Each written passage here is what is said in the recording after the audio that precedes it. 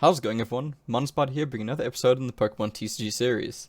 And today we're going to be taking a look at the top 10 for May 2021. Now again, with this video, I am going from a stats more objective point of view. So what I've done was I actually reached out to all of the followers on Discord and YouTube and basically requested their win-loss ratios with these different decks. Well, with their decks in general. And I've taken the top 10 from those datasets, including my own. So I've tried to expand the dataset a bit more than last month. I like this format. I think this format is better for providing a less subjective point of view.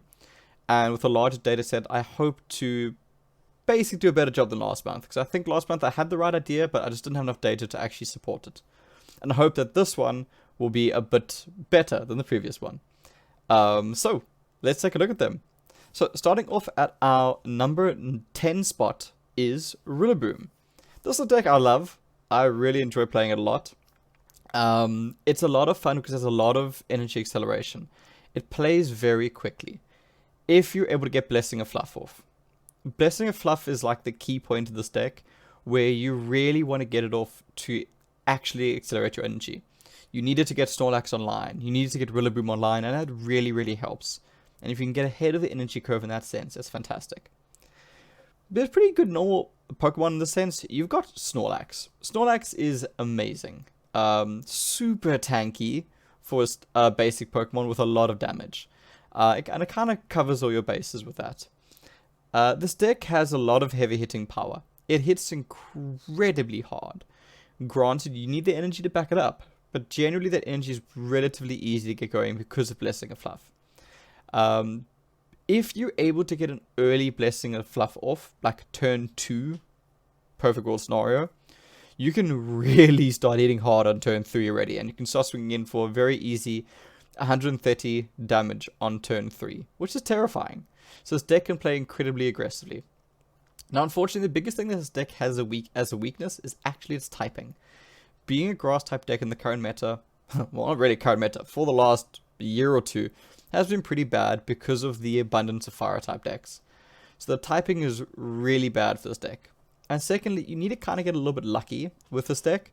You really need to get Blessing of Fluff off to make it worthwhile.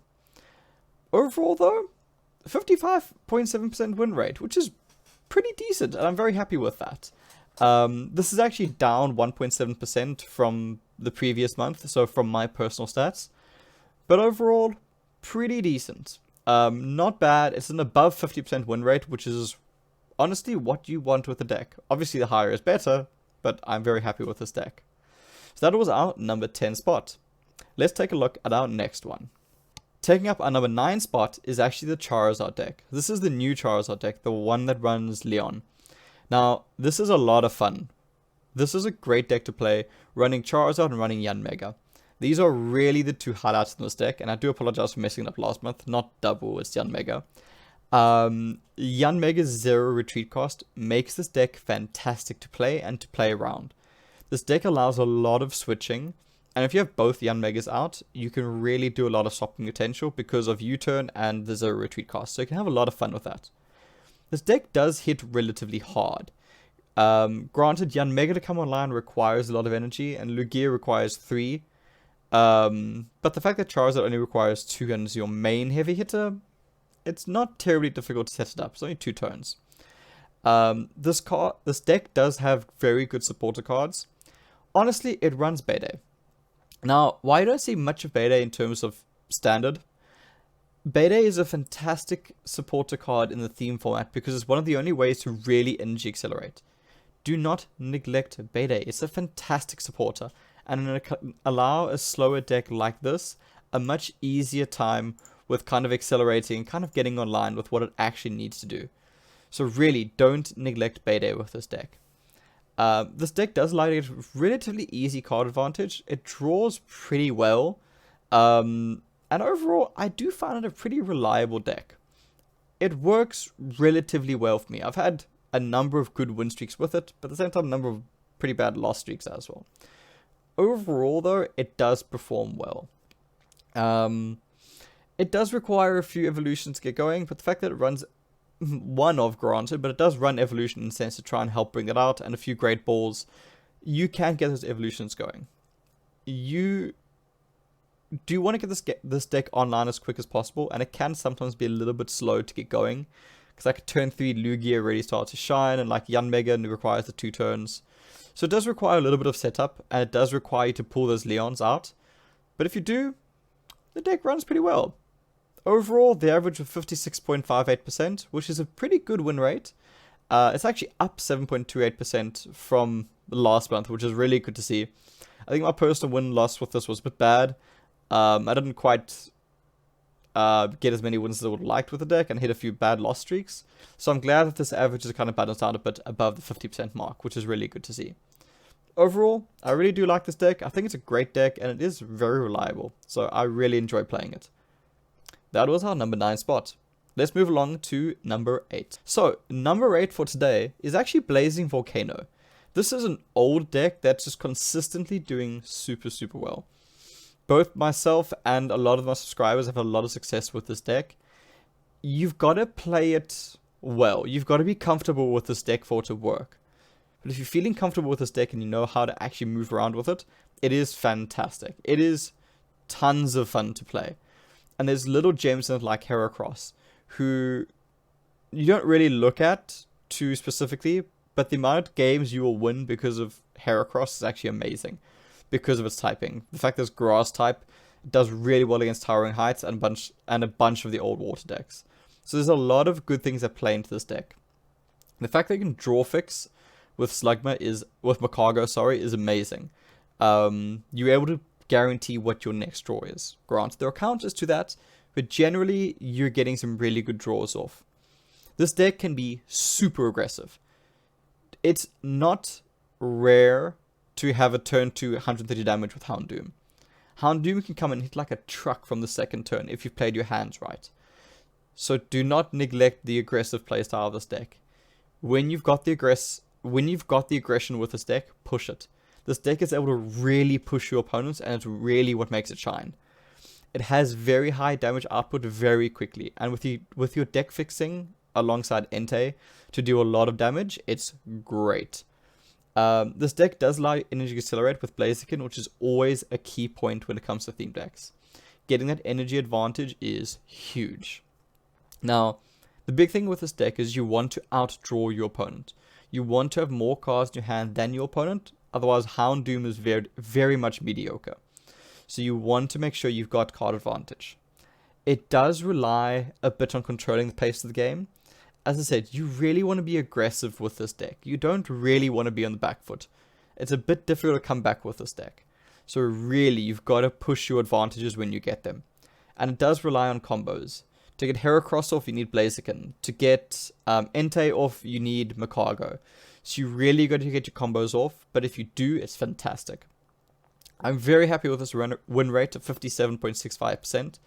It's a change of positive 13.35 from last month, so it's gone up by a lot, which I'm very happy by because I was a bit disappointed with my win rate, quite frankly. And I'm glad, like, looking at the community, it really did go up a lot. This deck is tons of fun to play. As I said, you've got to get comfortable with it, but once you are comfortable with it, you can do really well with it. Overall, I love this deck. Blazing Volcano is a deck I often turn to do events. Less so recently because I've been playing a lot of another type of deck. But Blazing Volcano is a deck that I've really loved playing. And it's just a fun type of deck, which I really enjoy the mechanics behind it. Overall, very happy with it. So let's move on to our number 7 spot. Moving on to number 7 is actually Drednaw. Drednaw surprised me a bit with how well it's been playing, and especially from our community. There's been quite a bit of success with this deck. Honestly, I'm happy to see it. It is an interesting deck. I like that the newer decks are actually doing well. It's something I really do want to see. The fact there's a water type deck is fantastic for Drednaw. Again, there's just lots of fire decks out there, so it just does super well. The deck has pretty good HP pools. Being a rather tanky deck does help it out. It helps it stabilize. It helps you, if you're on the back foot, it helps you kind of like get back in the game because you can throw out a defensive Pokemon, take a hit or two, charge up your bench, and then basically make a comeback from that. So overall, the big HP pools, those are really good. the energy disruption coming from Samurott and the Samurott line is actually really good. It comes in super clutch and is very situational, but the amount of times like I've shut down Rillabooms or I've shut down Kyogres is huge. It can be super, super useful. Again, situational, but when it comes off, it is fantastic. And it has saved me so many times. And this deck is able to recycle this discard pile very well, which is a good thing. If your key Pokemon get knocked out, your energies get knocked out, you can bring them back to your hand very easily with the supporters, which is fantastic. It enables you to kind of keep that engine going, which is what you want. The deck can play a little bit slowly, which is one back foot for the deck. This deck would really shine with more energy acceleration. Ways to get those energies from your hand down onto your bench a lot quicker. Like there's Frostmoth in Standard. If this deck had Frostmoth, it would be unstoppable. So thankfully it doesn't. But it's little things like that that would make the difference. It just needs a little bit more to get those energies down, which is what it doesn't have, which makes it play a little bit slow. And especially with the high energy costs, it makes it, you feel it that much more. Which is why those big HP pools really help, because it allows you to slow the game down a bit to actually get those attacks off. It is a little bit difficult to get those comebacks. Whilst you can stall with the big HP Pokemon, you're still losing those big HP Pokemon and you're losing prize cards. So on the back foot, it's a little bit difficult. When you're playing on the front foot and you're playing aggressively, it's a bit easier to control the pace of the game because this deck also does run energy disruption, so you can slow your opponents down that much more. But again, you kind of want to be on the front foot with this deck. Overall, I'm very happy with the 57.98% win rate with this deck. Overall, very happy with it. And it went up by 6.28%, which is a very big jump, which is really good to see. So I'm glad people are having success with this deck. I like to see the newer decks doing well, because I like to see change in what we see. So that was the number 7 spot. Let's take a look at number 6. Alright everyone, our number 6 spot was actually a bit of a surprise, being Battle Mind. Now, this I didn't really see coming, as it wasn't even on my list last month. But going through the community and actually going back and looking at my stats and playing the deck again, it did pretty well. Quite surprised by it. I played a few games yesterday with it. And I had about a 60% win rate yesterday with the deck, which is not bad considering the age of the deck. It's a very old deck. It's from the Sun and Moon series. Overall, it's a really good deck, and I put a lot of like talking points down with this deck because it's a newer entry, and I haven't spoken about this deck in quite a while. So overall, I think one of the big points of Battle Mind is it is a very easy deck to get card advantage with. This deck draws like there is no tomorrow, to the point where you actually have to be super careful to not deck out with this deck, because you will. It is very easy to draw out with this deck, and you need to be aware of when you need to draw and when you need to stop drawing. Because I know it's very fun to just every turn play those supporters to draw out, and every turn use your Pokemon abilities to draw more cards. You don't always want to be doing that. If you've got your answers in your hand and you know your deck does not have any more answers, do not play draw cards. And this goes for any deck. If you don't need to draw, don't. If there are no answers in your deck, don't bother drawing, because you're just thinning your deck and lowering your chances of a long game. And especially with this deck, be very, very careful with decking out. A big talking point of this deck as well is this energy game. Battle Mind has a very good energy game. You've got fantastic energy recycling. You're able to get energies back from your discard pile very easily. It has Fisherman. You're able to accelerate placing those energies. This deck runs Welder, arguably one of the best supporters in the game, because it allows you to put 2 additional energies down on a turn, and you're drawing cards off of it, which is mind-blowingly good. And you have to, granted, you have to drop those energies down on a single Pokemon, but honestly, who cares? You're able to accelerate so quickly and draw. And the important thing is it can go on your active Pokemon, which is crazy good.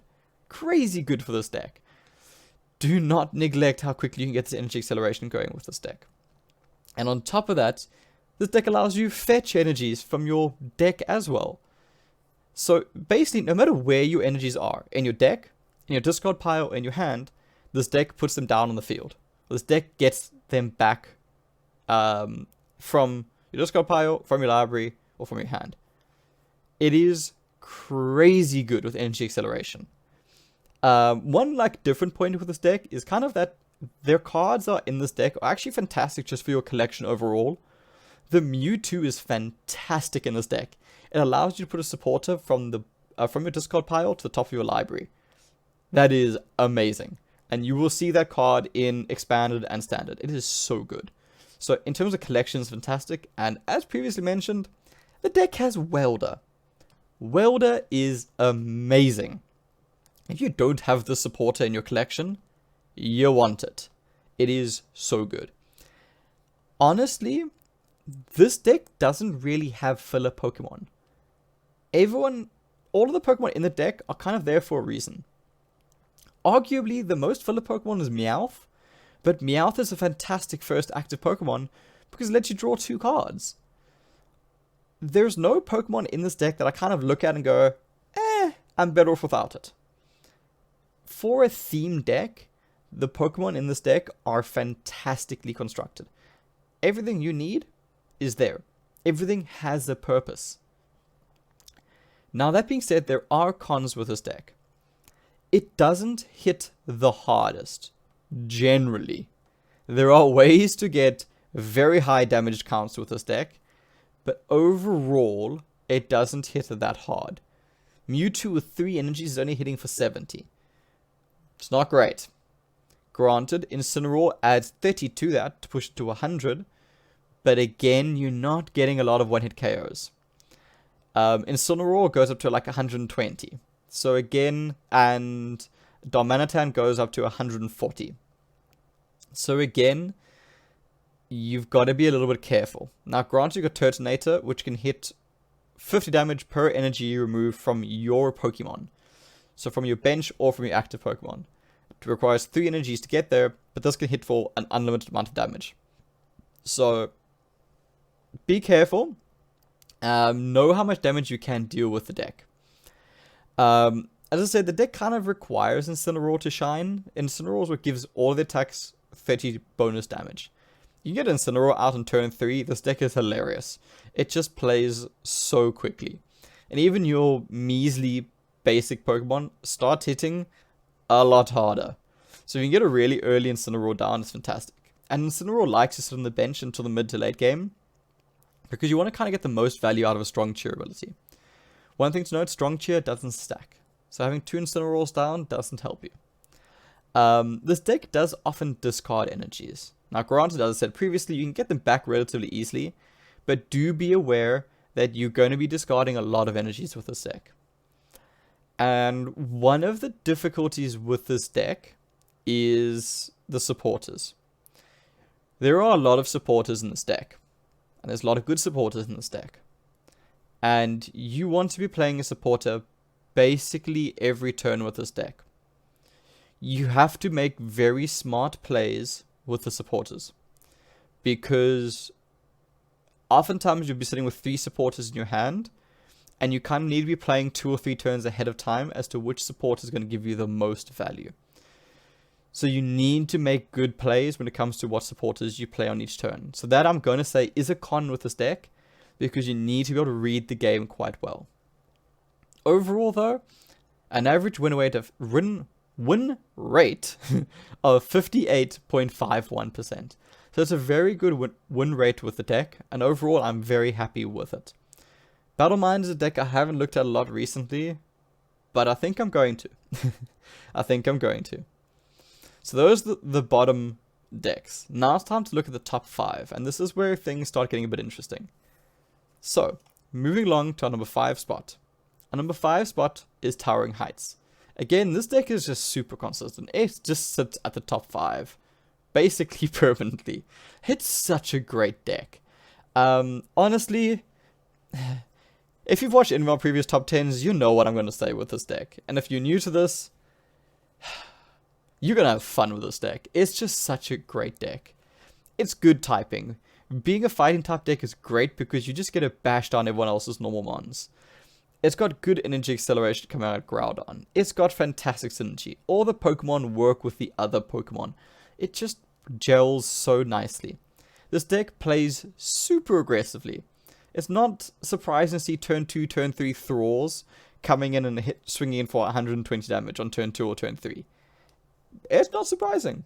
You can get turn 2, turn 3 Groudons swinging in for crazy amounts of damage. So this deck plays super aggressively.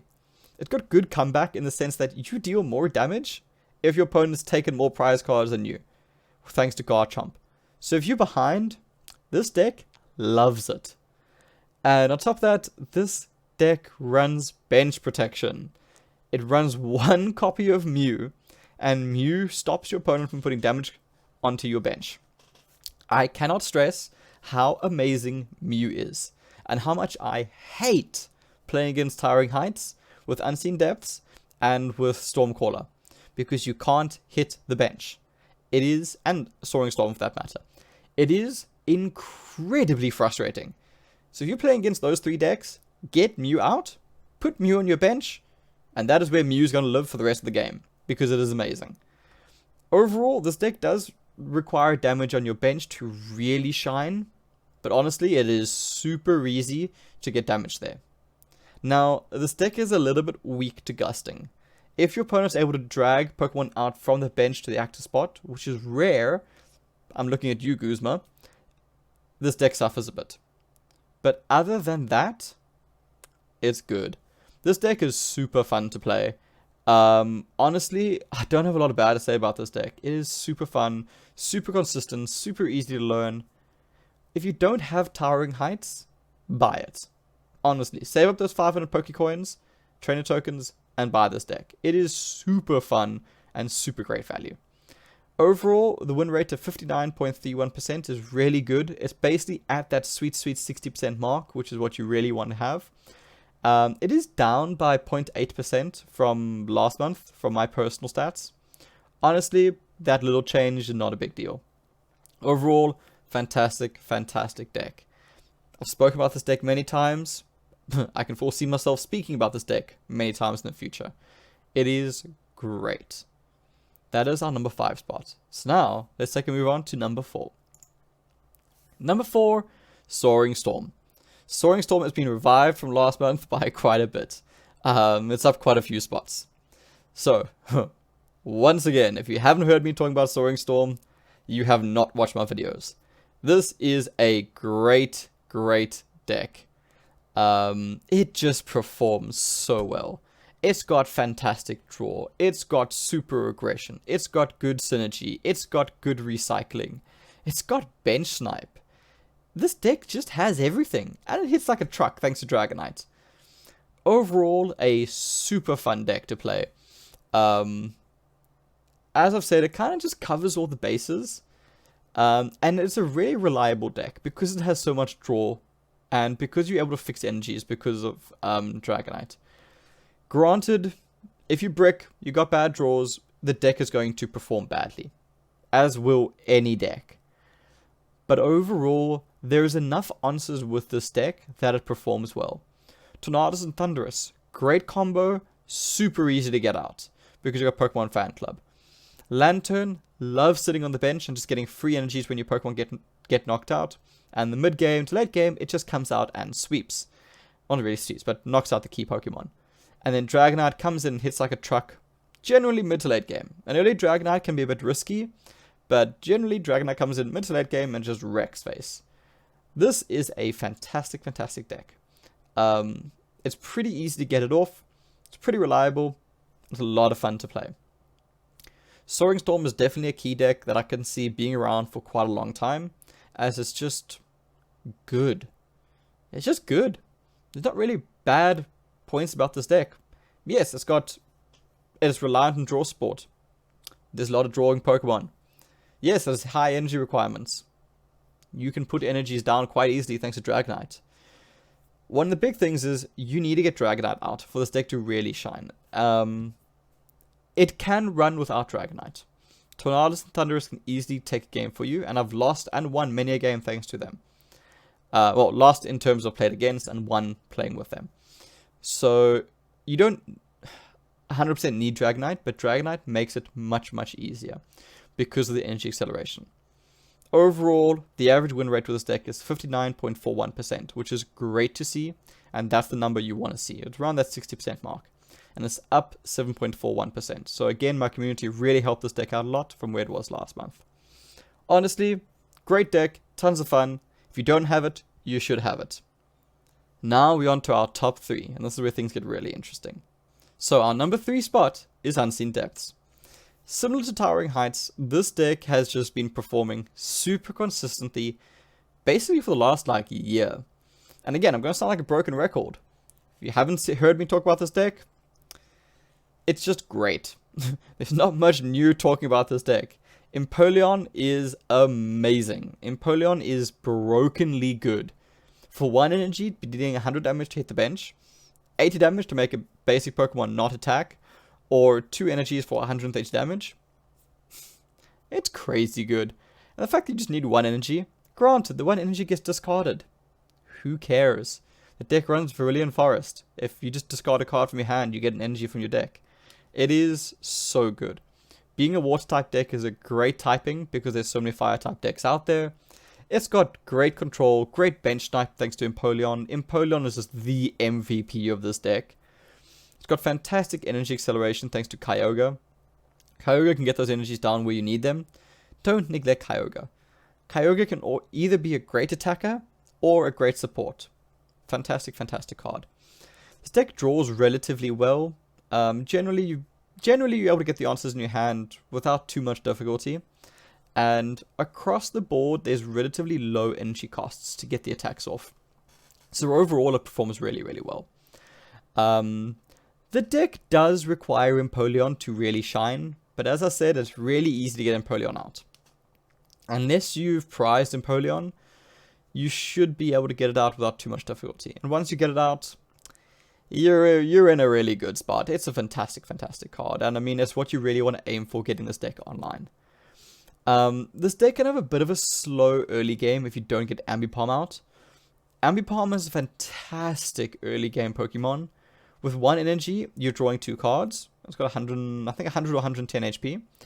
And with 2 energies, you can discard cards from your hand. 1 card for 60 damage or 2 cards for 120. So you can really mess with your opponent. That turn 2 Ambipom swing for 120 can be devastating. Truly devastating. So overall, it's just a fantastic deck. I mean, you're going to see a lot of Unseen Depth when you're playing in the theme format. A lot of people run this deck as their main, and honestly, I don't blame them. It's a fantastic deck. Overall, 60.4% win rate, which is the golden mark. You want that 60% so that you're winning a lot more games than you are losing them. It's actually up 3.5%, which is really nice to see. I'm glad the community games with it actually performed a lot better. Overall, fantastic deck. I love it. Tons of fun to play.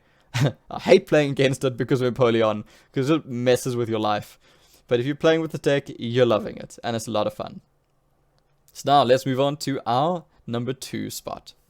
And our number 2 spot for this month is Stormcaller. Stormcaller is consistently doing super, super well. The fact that this deck just hits so many other decks so hard makes it a great deck. The one key talking point about this deck is the shutdown. The fact that there's not a lot of switching that happens in theme, it makes the paralysis so good. So good. Because you're able to just completely shut down your opponent. I've been on the receiving end of Stormcaller where I've been paralyzed for 5 turns. That's 5 turns of sitting there doing nothing and just being hit. And my bench just being decimated because of not being able to do anything and not having a switch card. If you are playing against Stormcaller, hold those switch cards in your hand until you need them. Because you are going to need them. And you are going to want them desperately. This deck draws pretty well if you're able to get Zip Striker out. It's got fantastic bench. Well, not fantastic. It's got decent bench snipe thanks to Ampharos, hitting 50 on the bench. Generally, it's got pretty low energy costs across the board. Normally, you only really need 2 energies, and Naganadel is able to get energy straight from your discard pile back to your Pokemon. So overall, great sense in that. Honestly, this deck has the best status control in theme. Hands down. You're just able to completely lock down your opponent as long as you have energies. And hopefully, you'll get those energies going. Now, as I said, the deck is a bit energy reliant. You need energies in your hand to paralyze. And to get that off, you're not even discarding them. You're putting them straight to the lost zone, which is challenging. So you do have to have a good energy game, and you do have to have good draw going with the deck. But if you're able to get that going, it's fantastic. This deck does rely on getting Ampharos out. If you don't have Ampharos, or if you're like me and you prize your Ampharoses, it kind of sucks. That's not so great. But overall, you should be okay. But you really want to get that Ampharos out to get the deck to really perform properly. The deck tends to play towards the mid game, the mid to late game. So it tends to play a little bit slower. So do plan your plays around that. But honestly, Stormcaller is just doing super, super well. The paralysis that this deck offers is unmatched. There is so little you can do against that. And it what makes this deck truly terrifying. Overall, a 61.8% win rate, which is really good. Really good. And it's a change of plus 0.8%. So it went up thanks to the community as well, which is really good to see. Overall, fantastic deck. A lot of fun. And if you haven't picked it up yet, I'd definitely recommend it. It's a lot of fun and very different, very interesting to play, which is something I really appreciate. Our number 1 spot for today is Cinderace. Cinderace managed to clutch and hold on to that number 1 spot somehow. Don't even ask me how. But this deck is just doing so well. It's silly how well this deck is doing for me. I'm still winning most of my games playing normal theme as well as events. Honestly, this has been my go-to for my events. And 9 out of 10 events, I'm sitting in the top 2. Playing Cinderace, which is crazy. And honestly, I know a lot of people slammed me in the last video for putting this deck so high up. And I know a lot of people are going to slam me again for putting this deck so high up. But looking at the numbers, this deck just does so well. It's just good. It's just a really reliable deck. You're able to get your answers out really, really easily with this deck. It's got a terrifyingly strong turn 2 because you've got so many options which do well on turn 2. It's got high damage counts. This deck does a lot of damage thanks to Cinderace, thanks to Trumper, thanks to oh man, the sheep. Dubwool, man, couldn't think of the name right there. Dubwool hits hard. All your Pokemon just hit really, really hard. Bar Ninetales, but that's a different story. This deck has really good energy recycling. You're able to get cards from your discard pile back onto your Pokemon relatively easily. So you're able to kind of keep that energy game going, which is really important. Now, the deck did receive an errata where Cinderace's retreat cost went from 1 to 2. And that's a big deal. It's a really, really big deal because previously, if your attack took 2 energies away from you, you still had 1 energy, which was enough to retreat. Now you can't do that. So the errata is a very big change. But even post-errata, I'm still doing relatively well with the deck. Not relatively, I'm doing really well with the deck. So granted, that did happen. But even with that, it is performing really well.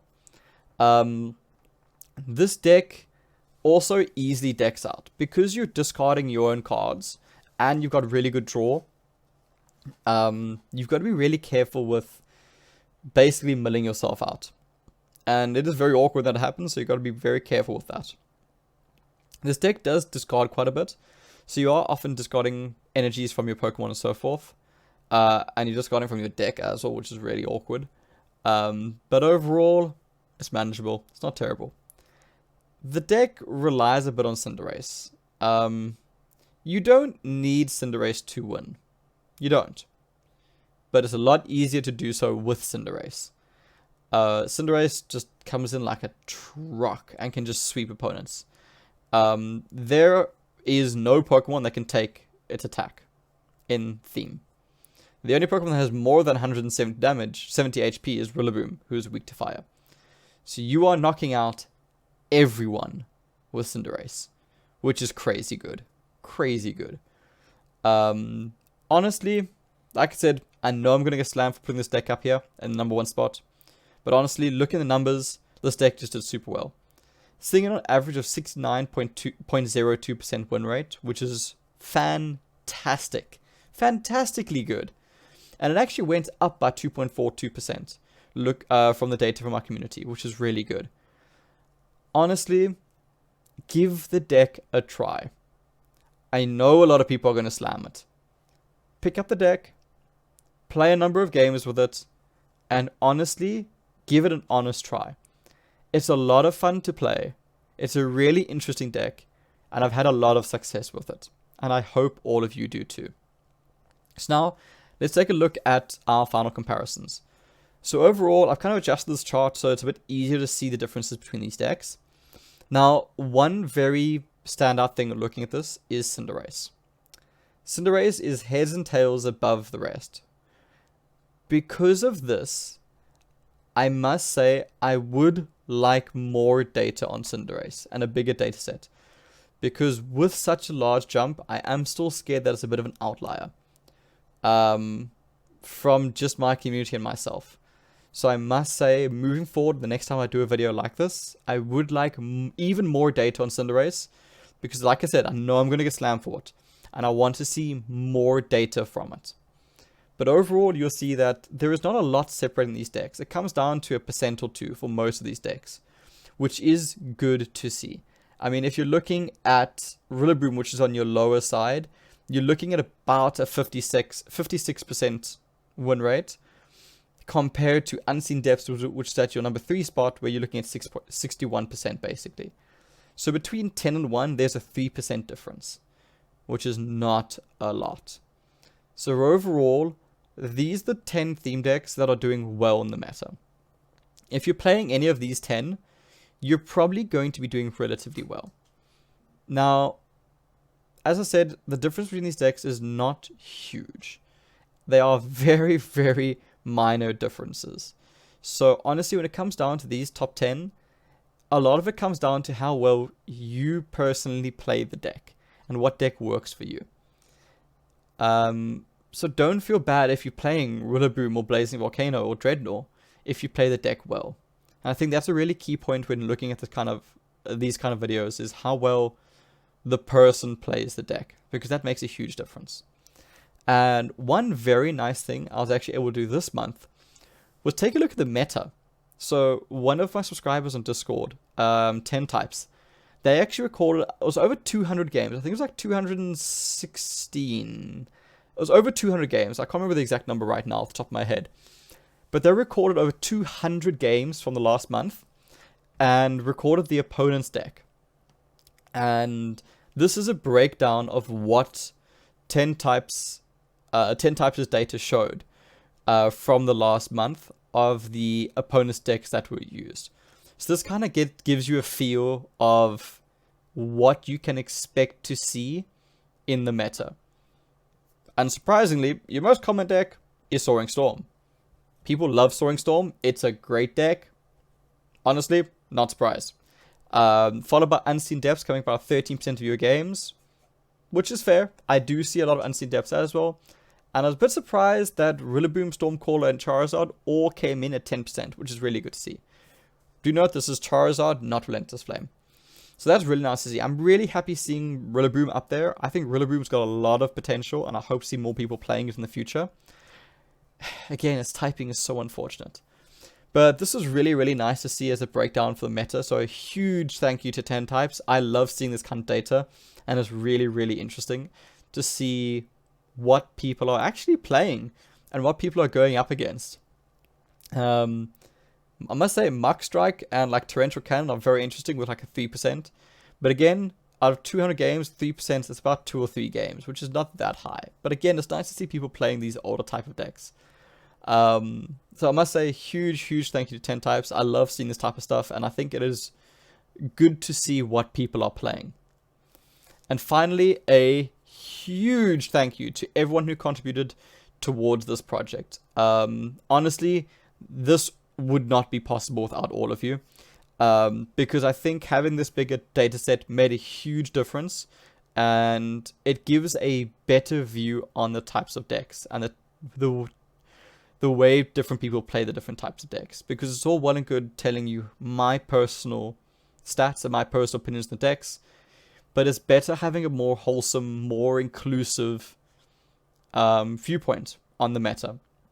So a huge thank you to everyone who contributed to this video. I really do appreciate it, and I really do think it made a big difference. So thank you again for showing just how amazing this community is. And that is our top 10 for May. I really, really hope it helped. I found it really interesting. I love looking at these numbers, and I think it's very telling to see what decks people are playing.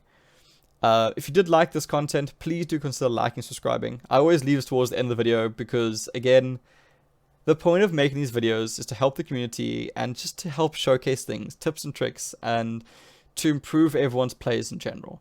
My channel's not even monetized, everyone. Like, honestly, you're not going to see ads in my videos. This is me doing it as a hobby to try and help people grow and help people do better.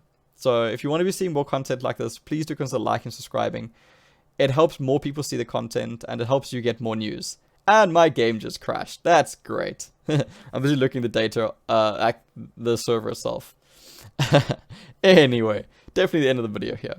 So a huge thank you to everyone. If you want to see more of this in the future, do let me know. I'm probably not going to do a top 10 next month, because I don't think much has changed. I'm hoping new content comes out. I'm really hoping they put out online exclusive decks. But unless there's a big shift in the meta, I doubt I'll be doing top 10 themed decks relatively soon. But again, huge thank you to everyone who contributed. I could not have done this without you.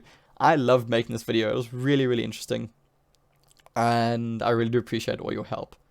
Thank you so much, everyone, for watching. I hope you enjoyed it. I hope you learned something, and I'm going to leave you here before I continue rambling. Cheers, everyone. Enjoy.